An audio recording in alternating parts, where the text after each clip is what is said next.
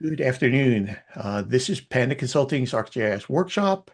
I'm Frank Conkling, and today we're going to look at least squares adjustments, theory and usage in Cadastral Mapper. Before we get started, I just want to go and point out again in the lower right-hand side, you see a QR code gets you to our website, tells you who we are, what we do, how we do it, why we do it. Also, I want to remind you, we are an ESRI business partner since the day that were founded over 26 years ago. We have been a business partner. We are heavily involved in that. And we also are the first business partner in the United States to receive the parcel management specialty. We have been dealing with parcel fabric since the very beginning. And we've done it now. We're approaching well over 85, maybe even close to 90 different clients to which we've helped. We also have the release ready specialty and state and local government specialty. So let's talk least squares adjustments. All right. First thing I want to do is I want to make sure we understand this is not going to be a deep dive into adjustments. This is just for cadastralists. And what is that adjustment's doing and what you think you should be doing, how you should be doing it. So we're going to look at just sort of an introduction to adjustments. Then we're going to look at simple adjustments. Simple adjustments, yeah, we deal with them every single day, every time we do something. Then talk about least squares adjustments, what it is, why we use it. Then finally, we're going to talk about how does that relate to cadastral mapping.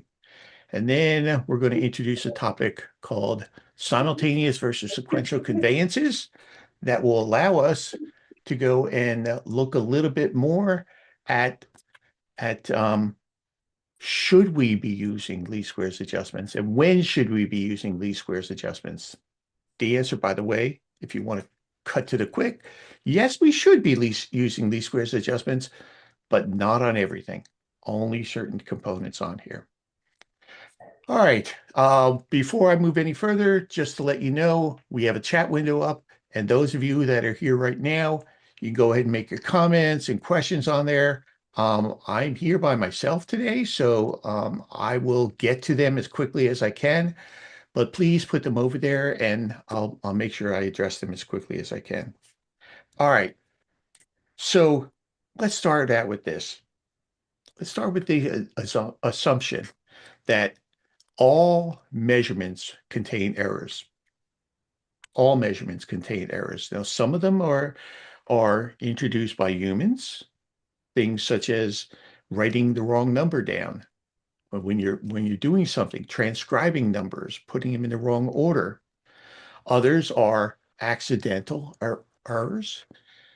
For example, I'm an old surveyor, and our tools at the time when I started surveying consisted of primarily a steel tape.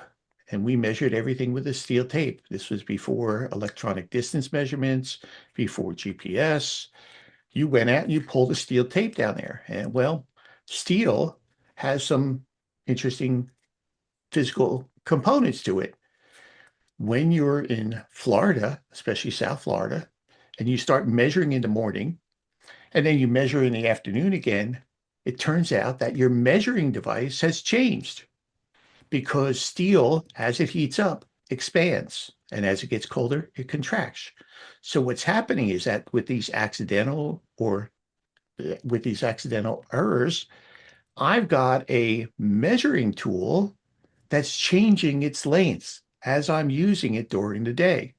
So I need to make sure that I understand what's happening with the tools that I'm using and recognize that it's introducing errors into any measurements, any types of things I'm doing. There's also things such as systematic or cumulative errors. These are where you've got not a measuring device that changes, but you've got one that's out of adjustment. And for the most part, this is survey type of things where you've got a possibly theodolite or a level or something that is not adjusted correctly. So you've got this systematic error that's introduced because of using that one type of device. I can tell you that as a surveyor, During our education, during my college degree, there's an entire year spent on error propagation, identification, and correction for errors. How do you find these types of errors as they go and they teach you about measuring things and trying to go and analyze and identifying errors that are in there. But as a mapper, there's one that also we constantly are dealing with. That is one of compensating errors or rounding errors. Everything that we deal with as a cadastral mapper has already been filtered through an engineer's or a surveyor's analysis. And they've gone and taken measurements and they've rounded them to make it easier for us.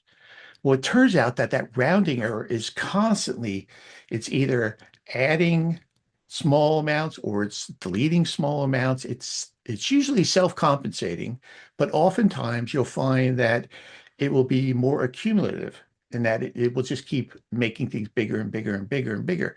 And some of the techniques that, as far as how we go and map, are used to try to minimize those errors.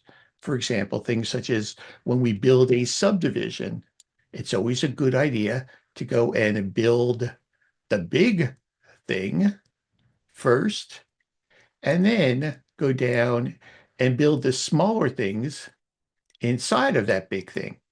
Because what that does is it goes and ensures that if there is an error overall, that error is isolated to that bigger thing. So from a mapping standpoint, because of these compensating errors, these rounding errors in here, it's always a good idea to build from the outside in, not build the lots and then aggregate and merge them together into the overall subdivision, but build the subdivision boundary or the CSM boundary, if you're up in Wisconsin, and then split that up. Just a little aside on isolation of error and such. So, but there are rounding errors, and we need to make sure we are aware of that on here. So a rounding error, that's one that mappers often will deal with, but just know that there's also human mistakes. I do this often. I'll go and I'll transcribe a number when I'm looking at it. And again, differences in the devices that we use for measuring. One of the interesting things is that a lot of people think that GPS receivers are very, very accurate. And they are, but they're relative accuracy because most GPS receivers have about a tenth of a foot error on them. So that if I go and I measure 100 feet, setting up here and then setting up here, I'll have about a tenth of an error in there because GPS is nothing more than receiving signals from the satellites and giving you the statistical average of where it thinks that satellite is on the Earth. Again, about a tenth of a foot in here. Well, if I'm measuring a short distance, that means that that tenth of a foot is being introduced in there. If I'm measuring a very long distance, it still means there's a tenth of a foot being introduced in there. Well, that tenth of a foot on a very long distance has less impact on it than it does on a very short distance. So it's just sort of some of the theory of error propagation and how to identify and how to figure out what's going on. Just know that instruments always have errors built into them. Some can be compensated for, some can't be.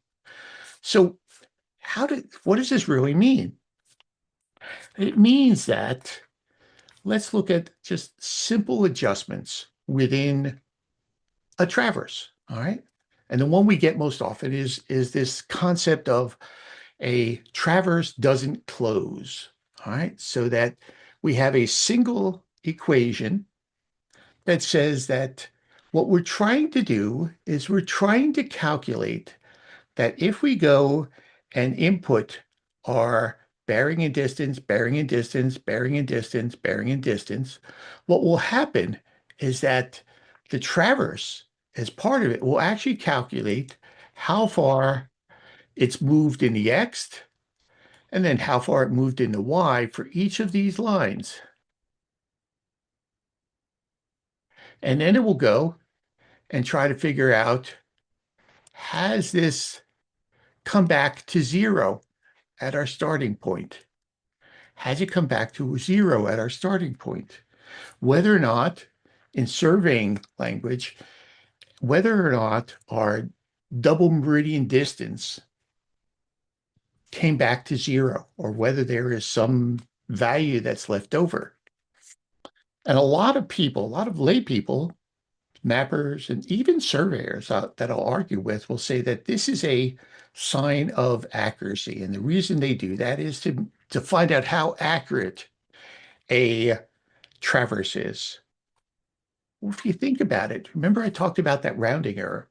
The reality is that the traverse misclosure is really not so much accuracy as it is precision. Because if I were to go and take this same exact traverse and take out all of the decimal places of the distances, or take those bearings and round them to the closest whole degree as far as what that direction was, I would get a different answer. And it wouldn't mean that that traverse was less accurate. It would mean that that traverse was less precise.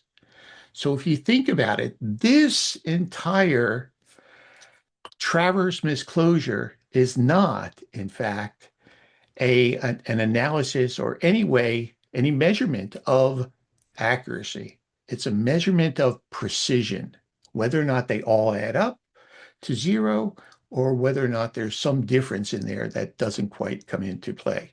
So you want to remember, because this is a single traverse, this is a single collection of individual courses, and the goal on it is to make sure that it comes back to zero. If in fact we're dealing with a closed traverse where it starts at one point and comes back to the same point. We do the same thing when, in fact, we have what's called an open traverse, where it starts at one point and ends over here at a different point, in which we've got the various courses, and we want to check to see at the end whether or not those differences in X, differences in Y add up to the difference between this known coordinate and this known coordinate. It's the same thing. It really is just looking at whether or not our measurements are precise enough, and whether or not the measurements are accurate enough, or whether we've got some internal error built into that. So single measurements are actually fairly simple to deal with, in that they deal with both those systematic errors that are introduced, those random errors that are introduced with the surveyor, and the surveyors know how to go and compensate for that, but also these rounding errors that are built in, whether or not we're building it out to the overall extent that we should be building it out to. So again, this is a simple adjustment. All right. And so when we go to our closure element here, and if we actually go and let's go and do this. Let's get in here and let's go to a traverse.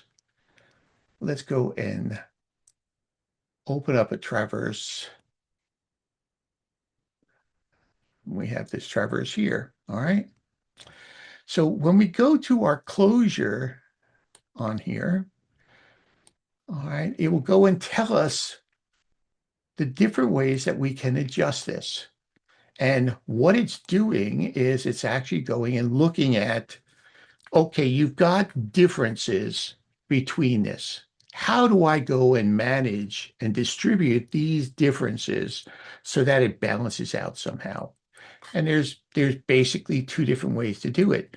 One is to take and measure and adjust the distances, which is the transit rule, in which it goes and takes and compensates as much as possible the difference in the overall changes, and it balances out by adding and subtracting things from the distances, or from the Crandall rule, in which I do it primarily to the angles here. And if I add and I subtract and I sort of adjust those angles in here, try to go and balance it that way. Or if I use the compass rule, which is the combination of the two, go and balance the differences in the angles and in the distances and try to balance it out. It's an attempt to go and take the error and find where to spread it.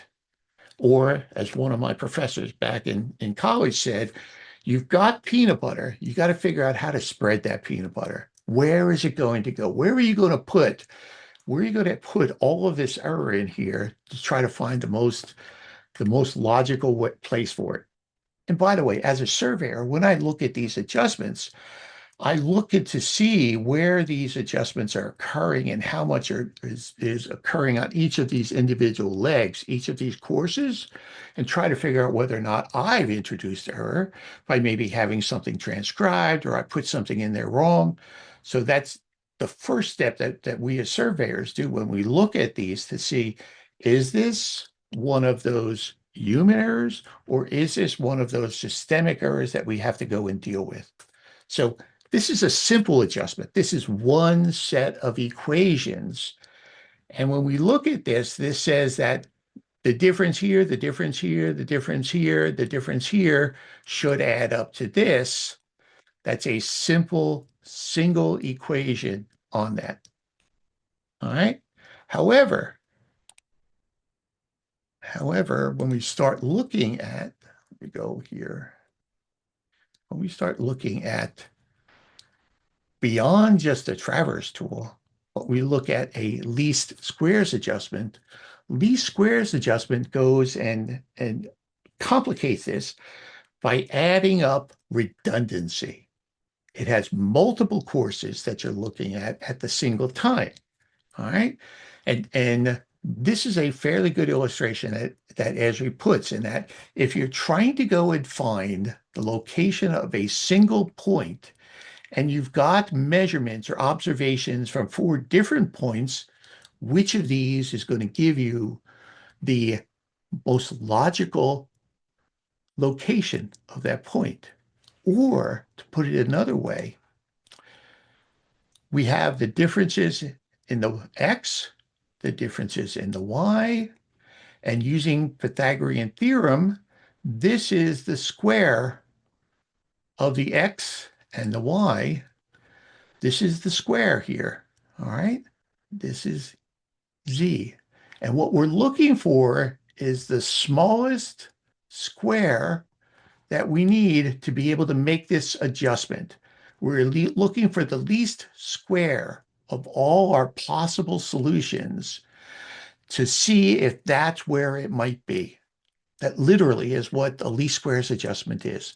It's simultaneously analyzing and figuring out if I use all of these, which is the smallest adjustment on all my lines that I can make that will go and satisfy my conditions equations that I've built on here.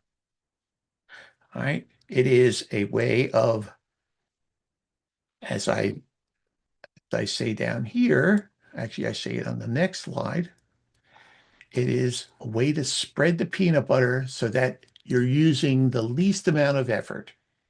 It's a way to go and take and spread that. Inside of ArcGIS Pro, we're fairly lucky in that there's multiple ways to go and apply this least squares adjustment. And you need to understand what those two are to be able to begin even starting to think about using this. There is one called a consistency check. Well, the consistency check says, when I'm going and analyzing this element, this group of observations, these groups of lines, I'm not going to go and constrain any one of them and say that it has to match a certain coordinate pair. So I have no control points inside of a consistency check. Instead, what I have is I just observe the lines and I see which of these lines contains elements that puts it outside my statistical average. That tells me this line might be wrong because the rest of them are fairly consistent, but this one doesn't. So let's look and see if we can do a consistency check on something here. So if we go over here to the consistency check, what I've got is I've got a simple subdivision here. And if I go and select that lot, and then let's go and activate that and select all of our features in that lot or in that subdivision. Once I go and select all of these, I can say, all right, I want to analyze this to see whether or not I've got certain elements that don't quite fit, don't don't come back and show us a consistency on here. So if I go to my quality check and I go to consistency check, in this case, once I've selected all those parcels and all those lines in here, I can say, just go ahead and do my analysis. And again, this is a convergence tolerance on here. To be honest, you don't have to look at this much just to be able to go and say, okay, what is this telling me? And it will give you some feedback in saying that the standard error is fairly low. Some of the accuracy values are overestimated. A better way of looking at this is it goes and provides some analysis tools. These are displaying and telling you and showing you where these lines or where these points are moving as you're going through. And there's three elements you want to look at within that analysis. One, the adjustment vectors. Where's everything moving? And as I expected, because of the way this was input, I built this subdivision from the outside in. So all of these arrows are sort of pointing in, saying, as we move this, there is some errors going on here, but they're all pointing in. That's the first thing. That's the adjustment points on here. We'll also look at the points to see if there's any ellipse errors on here. There's some elements in here that I would suspect might be problems. And more importantly, I'm seeing where there is some lines that are darker than the others. Those lines are showing me that, in fact, there might be some outliers in here as far as the bearings or the distances associated with them. And I might want to look at that a little bit more. I then would go and turn on my labels and start comparing that to what I have on the actual subdivision plat or the CSM. And this check, this least squares analysis, it's not adjusting anything yet. It's merely saying that when we go and look at all of the bearings and distances on here, does this fit together? Is this a valid jigsaw puzzle? Does it fit together well? Or are there certain elements in here that don't seem to match? They don't work with the others. That really is what this least squares analysis is more than anything else. And it shows me places to look, things to look at as far as whether or not a consistency fits in there. Now, that is, in fact, again, that is a free adjustment, or that is no control points or a consistency check on your data. The opposite about that, no, well, not the opposite, but the next step is, if you wanted to do that, is if in fact you had some control points and you said, okay, I know off of my plat that this point is supposed to have a certain coordinate value on there. And then I can go and do that. And then it goes one step further and says, let's see if we weight these to make sure that this whole analysis that we've done, that it fits and results in these 2 points being placed on those same values as those control points. This is a weighted subdivision. And again, that's this weighted subdivision here. What this will do is this will go and give you almost the exact same results as a consistency check, but then you can then say, okay, now take and adjust this so that it actually applies it to that. So the first step is, if you're going to try to use this, is select those elements and then go and do a consistency check to see if you have something in there that doesn't quite fit well. And then maybe run a weighted one if you've got some control points on there. You know it's supposed to go to these certain points and then apply that. However, before we get to this, let's step back a little bit and see what is it that we need to be able to go and do this. Because the first thing is that the least squares adjustment uses the COGO values that are stored on the lines to help better determine where the points should be stored. All right. So what does that mean? So we are spreading the peanut butter using the points, and it's calculating the smallest adjustment that will solve all of our individual equations as far as where this thing should be.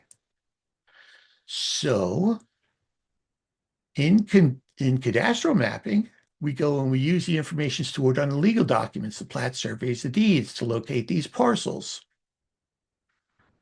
Well, what this means is that we need to make sure that these deeds, these documents that we're using, have consistent values on there. All right, let's go back here one more. So let's make sure that we understand this, that a least squares adjustment, and let's not even go and talk about a weighted one, but a least squares adjustment, a consistency check, can be run on lines with unreliable or incorrect COGO. So in other words, if this is not as it was recorded on those official documents, not on the plat, not on the individual deeds, if it was just done and we drew the lines and then from that we updated the COGO on them, the results, when we do that, are meaningless. It's not telling you anything because you've actually gone and done it backwards. You pulled the measurements as a result of where the points are. You didn't input the COGO values first from that record information.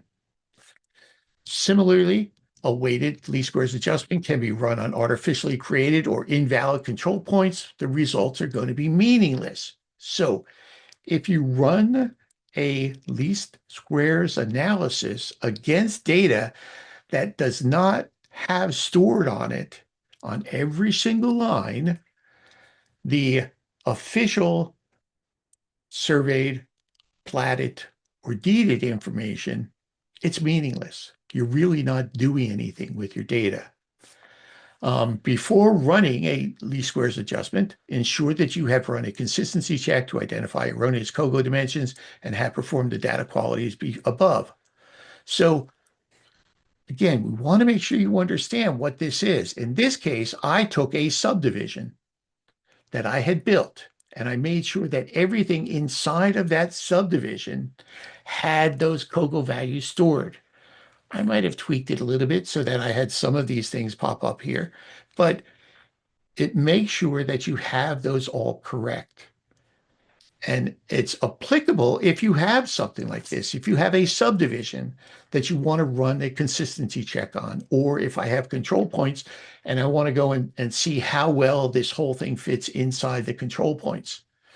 But it is a set of data that was created all at one time, and it has consistent data applied to it. The lines, the bearings, the distances all came from one source on here. It's a subdivision. It is, in fact, what we often call a simultaneous conveyance. All right. So a simultaneous conveyance is created using a single set of information, and you store multiple values against that. So you're creating a set of lines from one single source. So what you have is you have like subdivisions. Subdivision is a simultaneous conveyance. Certified survey maps in the upper Midwest. These are the same thing. These are smaller subdivisions, but it's the same thing. Plats. Public Land Survey System data. The PLSS is in fact a big subdivision of federal lands that should be sold off from that point forward. So if you're dealing with these types of data, which are subdivision or simultaneous conveyance data, running a least squares analysis on there is perfectly applicable if you've got everything filled out, if you've got all of those filled out, you don't have any blanks in there, and if it reflects what that original data came from. All right. However, there's also something else called sequential conveyances. And I've misspelled it. Sorry about that. These things are created one at a time, and they're subject to the individual rights as they were previously conveyed. What does that mean? Well, here's a subdivision. That subdivision was created all at one time. All that information I got, it came from one source. However, if I move a little bit to the left, and let's go and undo some of this. Let's just go in and undo all this. Let's take that off. Okay, let's turn that off. So when I look at this area here within this public land survey system, I can see that this is a series of very small parcels that have been split up. And these parcels were split up in a sequence. They were not all at the same time. It was a sequential conveyance. It may have been that the first parcel was possibly this whole square area here. Somebody purchased that. And that in and of itself, I could do an analysis on. But then after that, somebody came in and had a different description come in for this parcel here. Now, why can't I go and compare those two against one another? Because I have things such as inconsistent information. The original description may have been an aliquot description, meaning describing something of something else. The second one may have been a meets and bounds description, so it was described differently and it was adjusted to fit inside of there. There may have been also different instruments used, different precision levels used against that. So I would have one level of precision on here and possibly a different level of precision here. What is that going to do when I try to compare them both to one another? I could weight them and say, well, maybe because this one might be more precise, I might consider that more accurate. But as I started talking earlier, precision is not an indication of accuracy. It's an indication of how close your instruments allows you to measure. So precision is not a representation of accuracy. So I'm mixing different precision levels in here. I'm mixing different ways of describing lands, and this doesn't work. It doesn't work because within simultaneous conveyances, there is in fact, and this is where we get into how things are described on here. Let's go and look at a couple things here. Over here, this is a parcel. This parcel is described by a meets and bounds description. This meets and bounds parcel here was described as starting at this corner, commencing at this corner, and then gave me a bearing and distance down to a point of beginning. And then it was described as being parallel to this line, perpendicular to the line, perpendicular again, and perpendicular again to close out. So all of these measurements in this meets and bounds description really don't depend on anything else other than this location of this point, the bearing of this line, and that's it. It does not go and rely upon anything else inside of this entire thing. I could have, let's go and clear this out.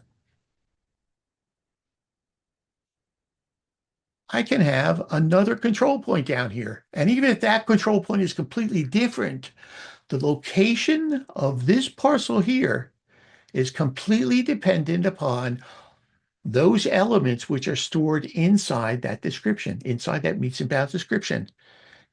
That parcel should only be moved or adjusted if, in fact, any of those elements described inside my description are moved. So only if that point gets moved or if that line gets adjusted so that the alignment of that line changes, Only those two things should go and impact that location of that parcel. It should be completely independent of everything except for the monument calls inside the legal description. That argues that you cannot use any sort of analysis to go and do this in a batch, because each of them are dependent upon the actual monument calls inside that description. So let's look at another element in here. Let's look at this, what I'm calling an aliquot description. So it turns out that this parcel was built out of this parcel. There was a bigger parcel in here. Matter of fact, if I turn on my historic here, I can see that that was my original historic parcel, and that this parcel is not described by meets and bounds, but this parcel is described as being the northern 200 feet of this other larger parcel. And the location of this parcel is dependent upon that line that it referenced, that monument line that it referenced. That's a record monument. It's recording the northern line of this parcel, and then it's coming down and saying 200 feet south of this parcel is where the southern line is. And then the eastern line and western line of this parcel are dependent upon where these eastern and western lines of the parent parcel are located. So if I do any sort of a consistency check or least squares analysis of this, and I include that parcel in here, and maybe this corner is off, or maybe even that corner is off. The only thing that should adjust that parcel right there is if, in fact, this line changes, or that line changes. That parcel is being described as being 200 feet south of that other line, and that's it. And it uses these other lines. So when you start applying these other mass adjustments to that, it winds up going and moving points that should not be moved. So if in fact, and this is a good example, I'll go out all the way out to this section, it turns out that this corner is correct, and this corner is correct, and that corner is correct. But down here on the southern boundary, I have corners that are not correct. So if I come in, I get new corner information, and I start saying, well, let me go and adjust this whole section because I've got all these corners, and let me select them all and run a least squares adjustment through it, especially a weighted least squares adjustment. That weighted least squares adjustment will go and weight everything towards the corners that you have located. This corner being off down here should not in any way impact the location of that parcel. Even this corner, if this corner was off, this control point was off, that should not impact the location of that little meets and bounds parcel there. Also, the location of this corner, they should not be impacted by any control points here, or here, or here, or here. Well, what does this mean? This means that because tax parcels are defined by individual, smaller, very granular ways of describing them, being referenced to other lines, being referenced to other corners, and not being referenced to this larger thing that was created all at one time, they should not be adjusted with any sorts of a mass adjustment. So what happens when we have remonumentation projects going on inside of our counties, and we get a new set of corners, and we wind up with something like this, where in fact certain corners have moved? Well, should we go and completely remap that entire section using those new corner locations on here? The answer is, if you've been following it, no. That's not what you should do, because A, you have different types of data. You have simultaneous conveyance data, and you can go and analyze on a mass level inside that individual simultaneous conveyance. And then you have sequential conveyance. You can go and analyze one by one inside the sequential conveyance data, but you cannot do them all at one time. And I know it's disheartening if they come and they say, well, Frank, what's the fast way for me to go and make this adjustment?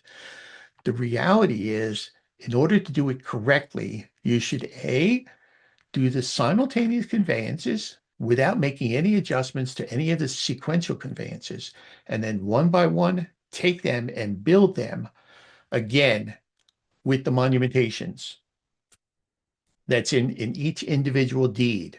You literally should be mapping them from scratch with the monumentation that you have. I'm going to introduce one other thing in here. It turns out that something very interesting. There was a Chief Justice of the Supreme Court, Justice Cooley, back in the 1850s. He was asked a question from surveyors. We've gone out and we've surveyed lands, and we've realized where some of the original surveyors put corners, we can't find them anymore. And we've assumed where we think those corners are. What happens if we go back and we find one of those old corners, or we rediscover it by going and having surveyors go out and try to find them? Does that mean that we move all those other lands that people have purchased during that time? And Justice Cooley said, and I'm greatly paraphrasing him, that in fact, surveyors have to be careful with this, because once land interests are established, once someone has relied upon a monument, even if it's the wrong monument, even if it was not the monument they thought it was, but you have legal instruments that have been recorded and said, this is how, and this is where this land is located. And you've got someone who's gone in and built on that and relied upon that and established everything. You do not go back and remap it or tell them that they're on the wrong land. Once they've established those rights, they don't automatically move when somebody gets new corner locations. So be very careful.